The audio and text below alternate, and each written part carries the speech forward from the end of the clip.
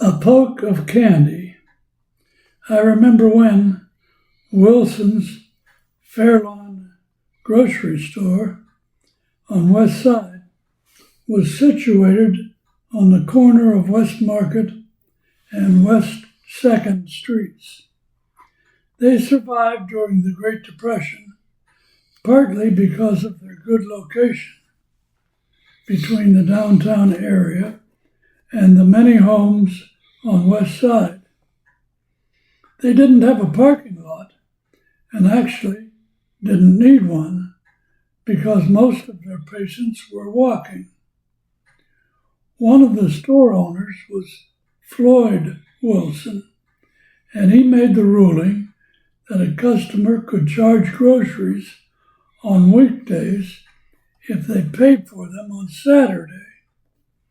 There were no service or interest charges involved.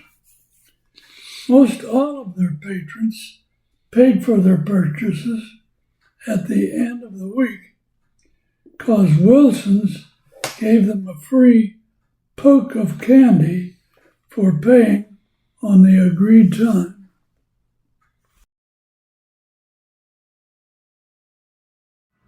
Ward Fink to the Delaware State Fair.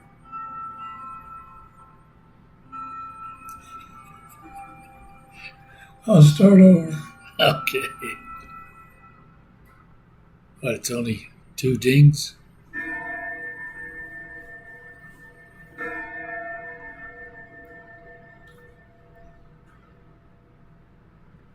Ward Fink to the Delaware State Fair. I remember when, even as a child, I enjoyed going to the county fair. Mother always made sure we could go to the fair on Kids' Day. In later years, I became involved in helping to operate the Clearfield County Fair, and we were making a profit and buying land to move the fair to larger acreage near the Interstate 80 interchange. At the same time, I met directors from other fairs and began visiting their expositions to look for new ideas in the fair business. One year I asked Ward Fink to travel with me to the Bloomsburg Fair. He knows a lot of concessionaires who work both the Clearfield and Bloomsburg fairs. Wardy and I still go to the Bloomsburg Fair every year. I came to know the president and manager of the Delaware State Fair and agreed to exchange visits with him. I thought about Wardy going along, so I called his mother to ask if he could fly with me in a private airplane to Harrington, Delaware, and she okayed the trip. After parking the plane, we got a ride up to a walk-in gate at the fair. Now imagine this. Before we walked to the gate, I heard someone yelling, "Hey, Wardy, what are you doing down here?" We weren't even on the fairgrounds yet, and someone knew him. It was a lady employee from Tip Anderson's security company who checked gate tickets at both fairs. Ward also talked with a couple other people he knew, including Jake Plumstead from the Thrill Show. I'll tell you, lots of people know and like Ward Fink. The human fly. I remember when, as a very young kid, I heard people talking about the human fly, whom they said would soon be coming to Clearfield. The advertisements said the human fly would scale the wall of the Daimling Hotel using only his hands and feet. When the day of this climb arrived, I was standing in a huge crowd out on the street between the Daimling and the County National Bank. I was too short to see the man, the human fly, when he first began climbing the wall. I do recall seeing him before he reached the ledge and an open window at the second floor level above the restaurant. He stopped at the window to advertise for one of his sponsors, the Morning Star Bakery from Phillipsburg. He threw 10 or 12 loaves of that popular bread to the crowd below. I can't recall his other sponsors, but he took about 5 minutes at an open window at each floor to advertise for them and also get some rest. His climbing was slow and very methodical. You could tell that he had climbed many similar buildings before the Daimling. I believe he died in a fall, not from the wall of a building, but from a sway pole trapeze act. People talked about the human fly for months after his performance at Clearfield. Hawaii vacation. I remember when Evelyn and I climbed Diamond Head in Hawaii.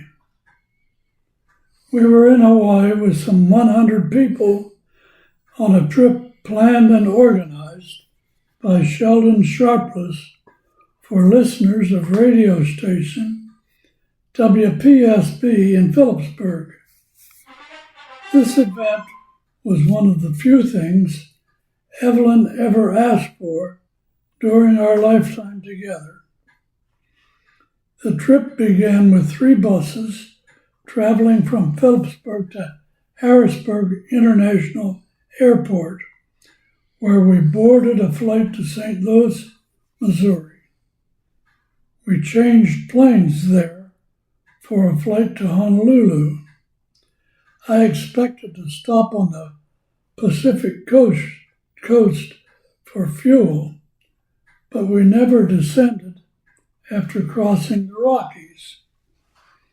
I didn't know that fully loaded airplanes could fly so far without refueling. Upon arrival in Honolulu, we rented a car and drove to our hotel, which was just 1.5 blocks from Waikiki Beach. We enjoyed hearing Hawaiian guitar music late in the night from a nearby tavern. Our first full day in the 50th state, we wanted to explore the island of Oahu. We drove counterclockwise around the perimeter as much as permitted, and our first stop was at a grocery. We noticed the most difference from mainland USA stores that was in the produce department, with many vegetables that were not familiar to us. We continued along the north shoreline, stopping occasionally to observe the scenery.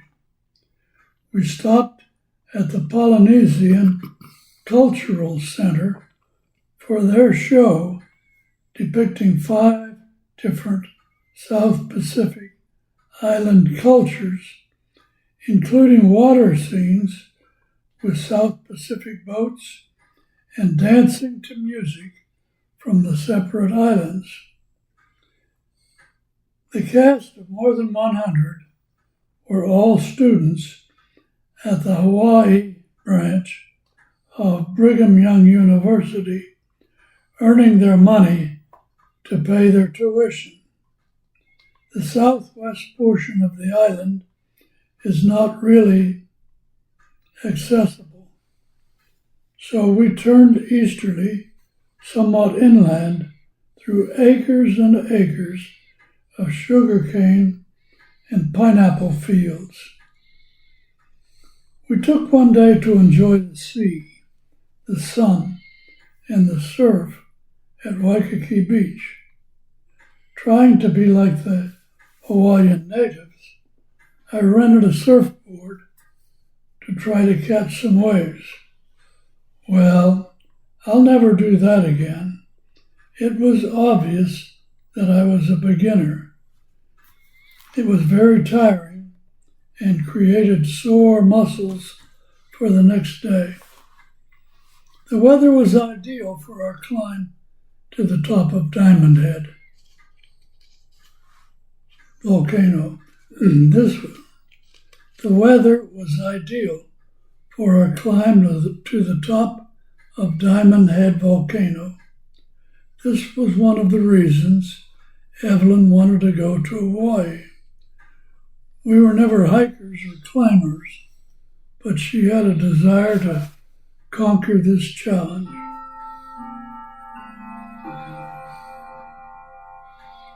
We parked the rental car in a car lot inside the walls of the ancient volcano and started up the trail. The steepest parts of the slope had built-in steps to ease the climb for rookies like us. At the top, we found the remnants of cannon emplacements and building foundations, and the view was indescribable. We lingered for an hour before descending to the bottom of the old volcano and calling it a wonderful day of achieving Evelyn's goal. I remember spending a complete afternoon watching the Pineapple Parade, which featured many colorful floats and some good marching bands. Some of the floats made reference to the former kings and queens who ruled Hawaii before the islands became a part of the USA. That evening, we attended the very popular and famous Don Ho show. Don Ho was well known for his rendition of Tiny Bubbles. The next day, we had reservations for an air tour of 5 of the islands: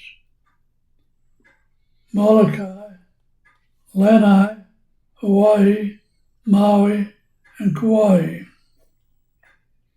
There were 7 airplanes, each with 8 passengers for the tour, and 2 buses at each island stop. Our pilot circled an active volcano so we could look down into the hole and see the red-hot bubbling lava. Our first landing was at Lanai, where the buses took us on a short sightseeing trip of that island. We flew on to the west of the Big Island and toured some Kona Coast coffee plantations. At Maui, the pilots refueled the airplanes while the passengers ate lunch at a golf course partway up the mountainside. After landing at Molokai, we bussed to the beach to watch some accomplished surfers enjoy the huge ocean waves. Back in the plane, our pilots then navigated over Oahu on the longest flight of the tour to the island of Kauai. We deplaned, rode buses to the Waimea River, and boarded some boats to travel upstream to the Waimea Falls and then walked to the grotto. Evelyn said it was a fine and educational air tour as we flew back to Honolulu. One morning we were picked up at her hotel by bus for a visit to the Arizona Memorial in Pearl Harbor. We thought it was a fitting display in memory of those who lost their lives there on December 7, 1941. Although we saw many Orientals in Oahu, we saw none of them visiting the Arizona Memorial. We next went to the Punch Bowl near Honolulu, where the Ernie Pyle gravesite is located.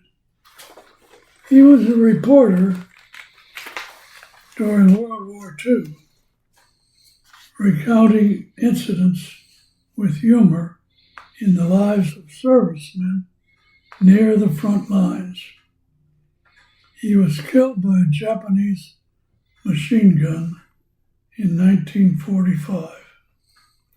On another day, a van came to our hotel to take us snorkeling.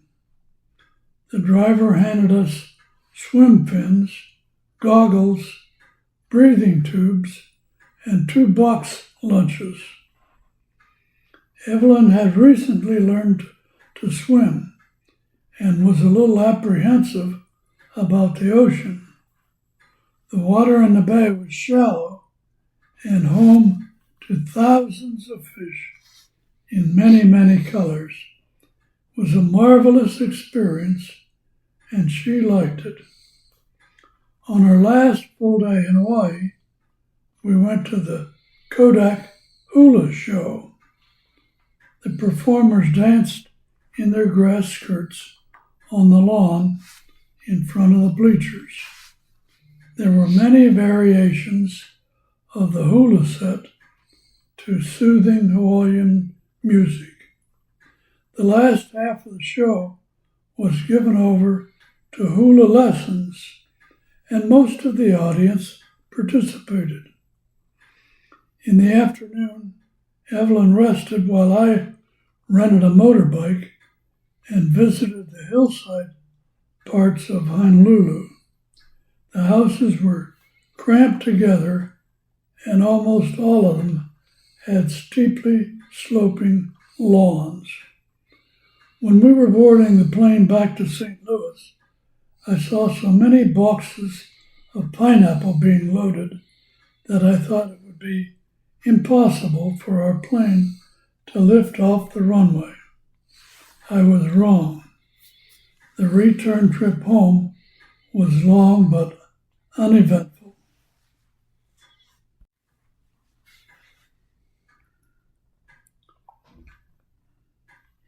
Firehouse Pinochle. I remember when I recently cheated while playing cards. At many fire stations across the land, you will find that the older, inactive firemen gather occasionally to socialize, tell lies, and play cards, mostly pinochle. 4 of us do that weekly in Clearfield. Bill Bryan brings an electric card shuffler, pinochle cards, a tablet, and a pencil. George Sayers sometimes brings a snack. Max Sugarts and I bring ourselves. Denny Adams is our substitute. We play for fun, not money. For months, I secretly thought about demonstrating to them the highest possible score in pinochle. So, I bought 2 new and identical decks of cards with red backs. At home, I opened one deck and set the cards so as to give my partner and me the best hands you will never see in Pinochle. Both he and I had 100 aces, a family, 80 kings, a marriage in spades, and Pinochle.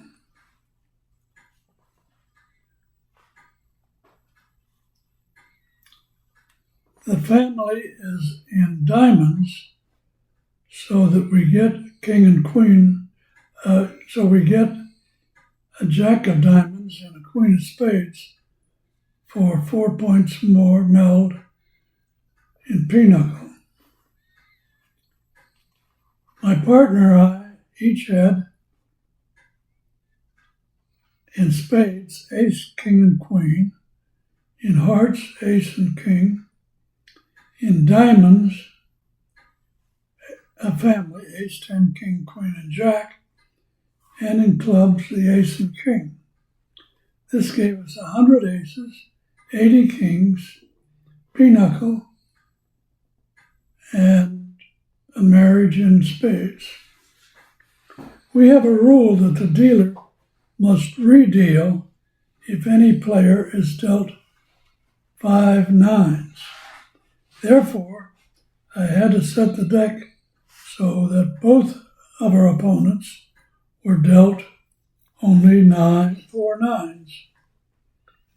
Then one of our partners had to be dealt just the tens in spades, so our kings would become good after the aces took the tens. One day at home, I put the stacked deck in my pocket and went to the fire station. I gave Bill the unopened deck.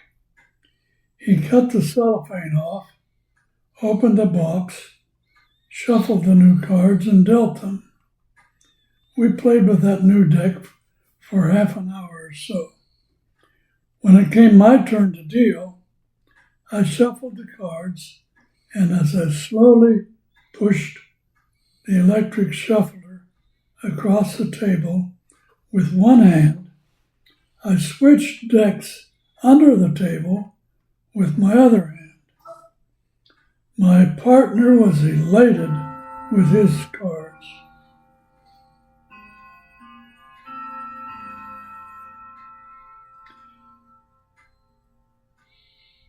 My partner was elated with his cards, but I eventually outbid him in auction bidding. We both had 39 meld points, 78 total, then took all the tricks for 25 more, and a grand total of 103 points, the highest score for one hand in Pinochle. Today, I sometimes regret sharing with them that I cheated by setting the deck. I should have kept that a secret. Coal oil lamps. I remember when coal oil lamps and coal oil lanterns were still popular sources of light after sundown. Most homeowners had already wired their houses for electricity. They wanted electric power, not particularly for lighting, but more because of the appliances they could use to make life easier. They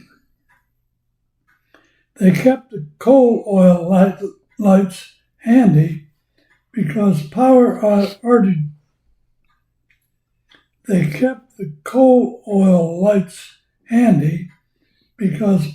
outages were still somewhat frequent. The term coal oil is misleading. It came from kennel coal originally, but now is made from petroleum and called kerosene. Coal oil lamps were used indoors and coal oil lanterns were needed outside.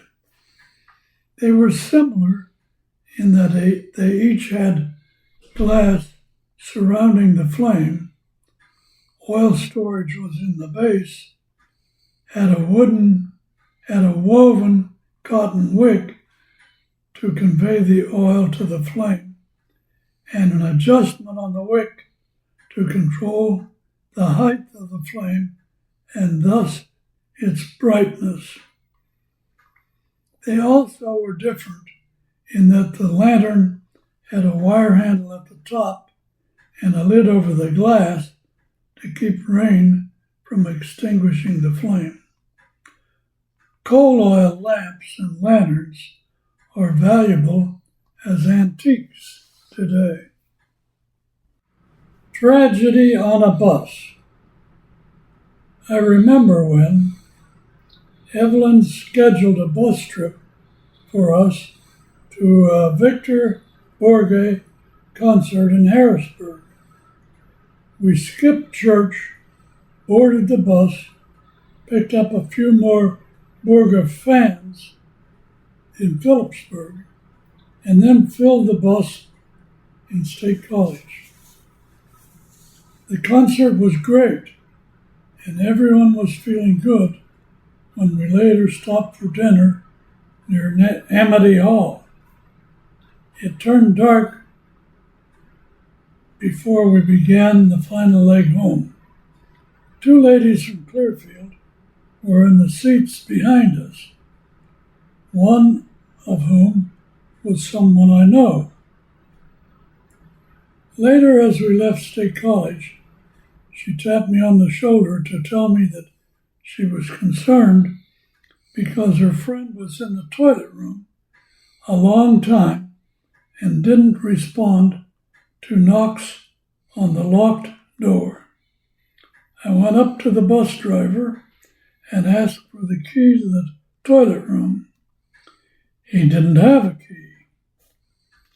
I knew I could unlock it without a key if the door opened inward.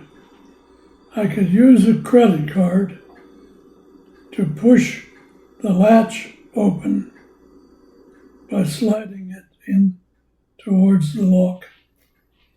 By now, everyone on the bus was aware of what was happening.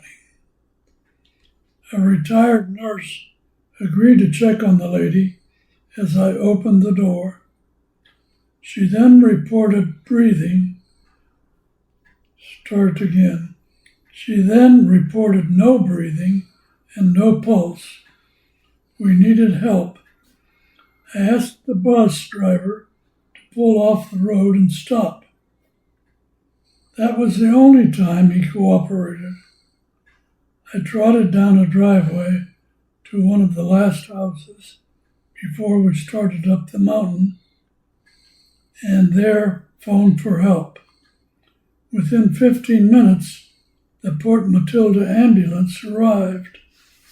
They quickly checked the condition of the passenger and then ordered everyone off the bus to maintain privacy for the woman as they loaded her on a portable litter and then into the ambulance. My friend rode in the ambulance also to the Phillipsburg General Hospital.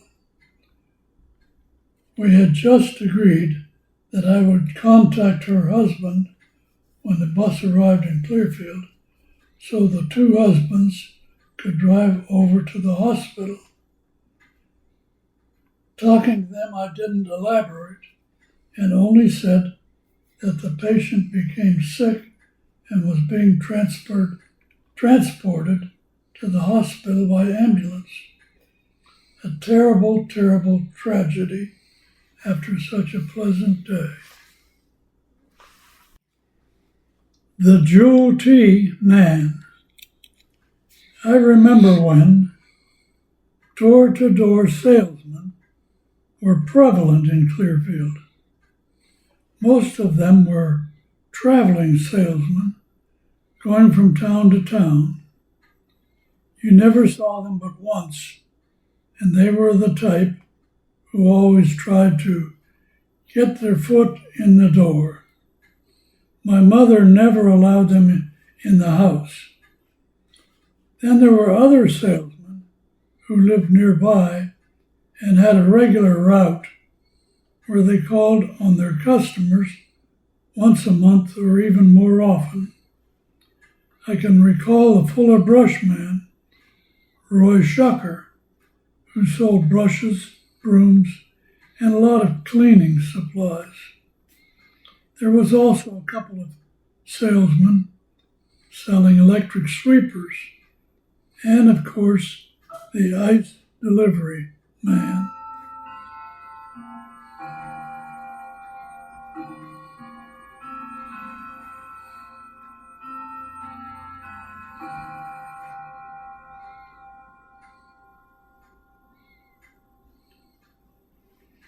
One salesman the housewives welcomed inside the house was the jewel tea man, Orvis Bowl. He sold not only tea, but a good selection of kitchen needs, as well as spices and coffee. At least 4 or 5 insurance companies had representatives who collected insurance policy premiums on a weekly or monthly basis. But now door-to-door selling is past history. A rattlesnake at camp. I remember when we lived on Barclay Street near the Dunlaps, the Hugars, the McKinns, and the Swales families in the early 1960s. Evelyn wanted to move to a new location somewhere near the woods, but not where our children would have to ride in a school bus. She despised riding the bus when she was a teenager. We found an ideal plot with some woodland on West First Avenue on the north shore of the Susquehanna River. The Curwensville Dam was under construction at that time, so we felt sure that we would be flood-free while living there. After negotiating for a year with the landowner, we were able to buy the property and start building our dream house. We advertised our Barclay Street house for sale and soon had an offer if the prospective new owner could move in within 30 days. So we stored our furniture and moved to our dilapidated camp near Gillingham and the Knobs. It was early fall before school began, and at first our kids enjoyed the quiet wilderness, but soon became bored. Each morning I got up early, took a quick stroll in the yard at sunrise, ate breakfast, and drove off to work in Clearfield. One evening I stayed in town for a late meeting, and the camp was dark when I arrived there. The next morning I went outside to enjoy the morning sunshine and was shocked and stunned to discover a rattlesnake coiled up in the grass about 20 feet from the camp. I ran to the shed to get a hoe to kill this huge threat to my wife and children. With adrenaline pumping, I returned to the snake and found it was already dead with its rattles removed. It was then that I heard the giggles and laughter coming from a bedroom window. Evelyn had had prior experience with rattlers and had killed this one. My family then set up the surprise for me as a prank. We were all delighted when we could move out of camp into our beautiful new home in Clearfield. A parachute in the Navy. I remember when, for the first time, I strapped a parachute on my back for a ride in a Navy airplane. While stationed in Atlanta during World War II, a Navy friend and I learned that we were eligible for free plane rides at the nearby Naval Air Station. On several weekends, we rode the bus to the airfield, had our IDs checked, and signed in for a ride. Before we walked to the airplane, we were issued parachutes and were helped strapping them on properly. The Navy was using twin-engine airplanes with 6 seats to train their pilots to fly multi-engine aircraft. Each time there was an instructor with 2 trainees, each one flying for an hour. I'm not sure where we went on those 2-hour flights, but I remember seeing Stone Mountain and the city of Atlanta many times. One Saturday we went to the air station and were told they were stopped giving the rides because a would-be passenger somehow One Saturday we went to the air station and were told they stopped giving the rides because a would-be passenger somehow had released his ripcord while walking behind an airplane with its engines running full throttle. No more free rides.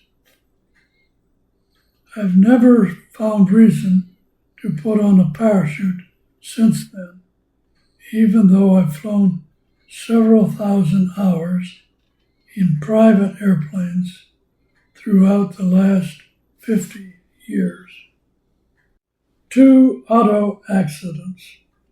I remember when, twice, and only a few years apart, I was in single car accidents where the cars rolled over but was not hurt either time, and I was not the driver in either case. The first incident was related to a young couple early in World War II. The husband went off to war to defend our country and left their car for his wife to drive. She had no license, but felt a need to become a driver. She got a learner's permit and had a driver go with her while driving in town. One Sunday morning, I was asked to accompany her as she drove her mother and brother to visit relatives about 10 miles out of town. Those backseat passengers started telling her what she was doing wrong and made her very nervous. However, we arrived okay, and they had a nice 2-hour visit. We left, and the backseat banter began again.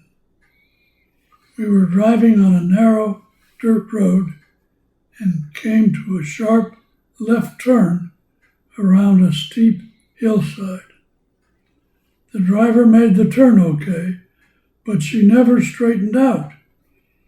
Before I could grab the steering wheel, the car ran up the steep slope and rolled over down onto the road on its roof.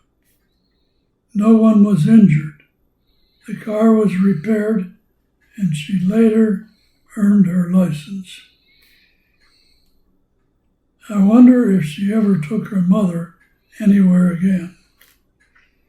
The second accident happened on a highway construction project with 3 young men in the car. We were all working for the contractor and were leaving the job at the end of the day. The driver was in his early 20s and was known for driving too fast, like most young drivers. The car was painted a wild pale green and was locally called the Green Hornet because of the way it was driven. The driver lost control, ran off the road where the car rolled onto its side and slid over some stumps. The driver and I were okay, but the other passenger had neck and back injuries. The driver and I were okay, but the other passenger had neck and back injuries which bothered him the rest of his life.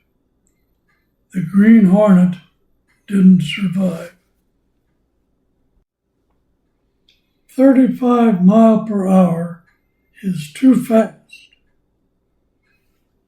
I remember when, during World War II, while in the Navy, I came home to Clearfield on a 1-week leave. I had not been riding in a car very much for almost 2 years. It seems I had become unaccustomed to being in an automobile. My long-distance traveling had been by train, and in Atlanta, we had trackless trolleys. During that military leave in Clearfield, Evelyn and I went to visit her parents in Mineral Springs. My soon-to-become brother-in-law, Bud Irwin, agreed to pick us up late afternoon to return to Clearfield. I sat behind him in his car. I thought he must be in a hurry because we were going so fast. I became somewhat scared for several miles until we got to Goldenrod Farms, where I asked, "Bud, will you please slow down?" His surprising answer was, "Well, I'm only doing 35. I stood up, looked over his shoulder, and sure enough, the speedometer was reading about 33 miles per hour. I was so embarrassed that I apologized right away. Evidently, I was not accustomed to car speeds anymore. Today, we travel at twice that speed and feel pretty safe. Out of gas on Christmas Eve.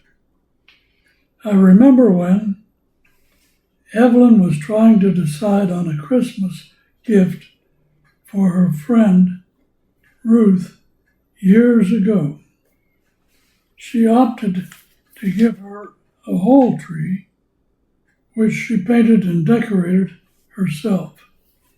She wanted it to be a Christmas surprise, but it couldn't be wrapped very well and should not be delivered the day before Christmas.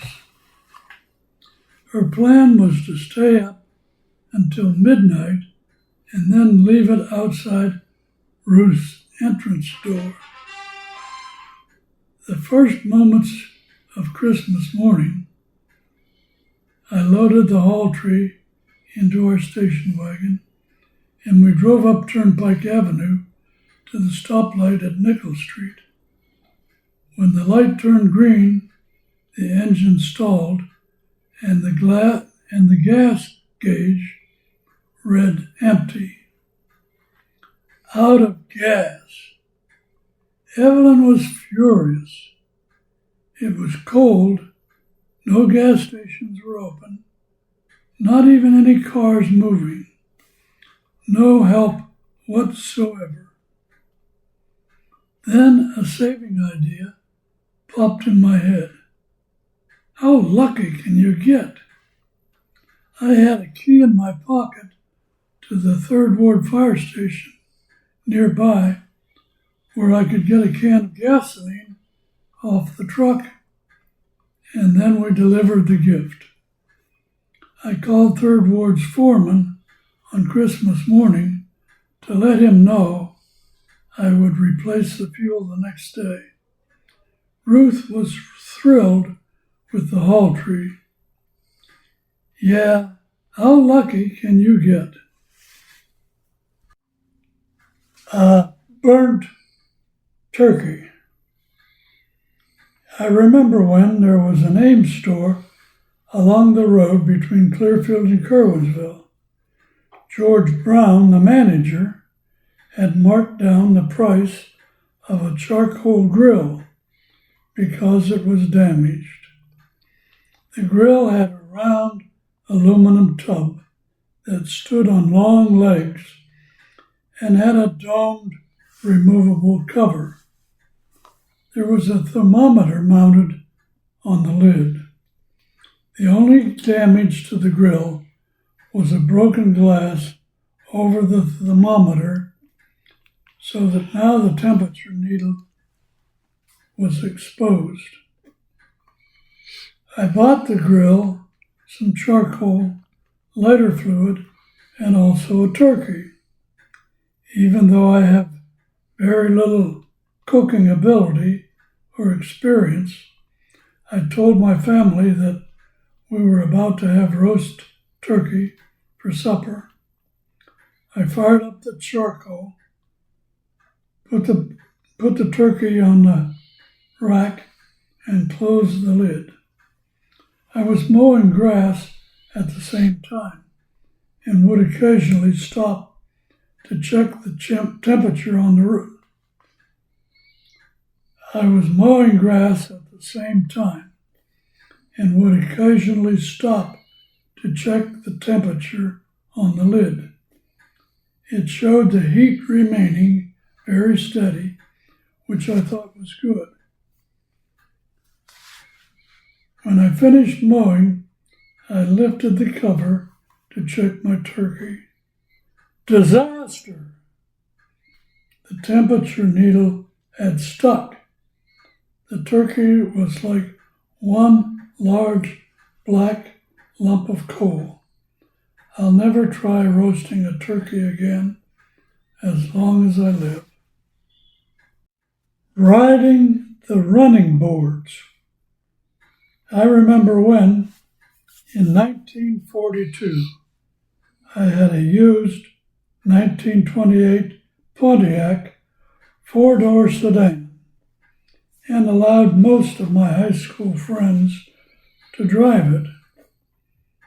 We liked to go for rides out on the mountain roads where there was absolutely no traffic thanks to gas rationing. We cruised at an idle throttle setting of about 15 miles per hour with all the windows down. Regardless of who was driving, we soon heard the command of "Everybody out!" All 4 doors opened and we got out on the running boards, including the driver, for a fresh air car ride of a mile or 2. The driver steered through the window and had access to a throttle lever on the steering column if we needed a little more power. However, he could not use the brakes until he got back into his seat. This wasn't completely dangerous. The passengers could jump off without being hurt. The front passenger could always get back inside to take control if necessary. We had fun, and you can bet your boots that our parents never heard about such antics.